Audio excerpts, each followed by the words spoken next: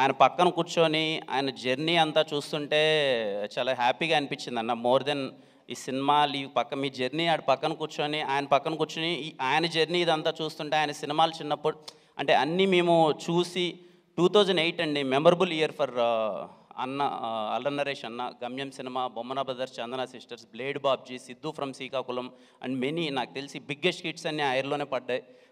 2008 మళ్ళీ మీకు రావాలన్నా నాకు అనిపిస్తుందండి.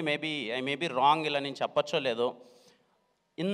ఇక్కడ కూర్చొని మనం ఏవి చూస్తుంటే ఇన్ని పర్ఫార్మెన్సెస్, అన్ని ఎమోషన్స్, కామెడీ కానీ లేకపోతే ఎమోషనల్ సీన్స్ కానీ యాక్షన్ కానీ ఇంత బెస్ట్ పర్ఫార్మర్కి ఎక్కడో మనమే ఇంకా ఏది అంటే ఎవరెవరికో ఏదో స్టార్లన్నీ వచ్చేస్తున్నాయి, అన్నకి ఎందుకు ఇంకా స్టార్ ఇవ్వలేదు, అన్నకి కదా ఇవ్వాలి, ఇంత పర్ఫార్మెన్స్ చేశారు, ఇంత వర్స్టైల్ యాక్టింగ్ చేశారు, అల్లరి నరేష్ అన్న హీ డిజర్వ్స్ బెస్ట్ కదా, ఇంకా ఏదో బెస్ట్ స్టార్ ఇవ్వాలి కదా. నేను ఇందాక డైరెక్టర్ గారిని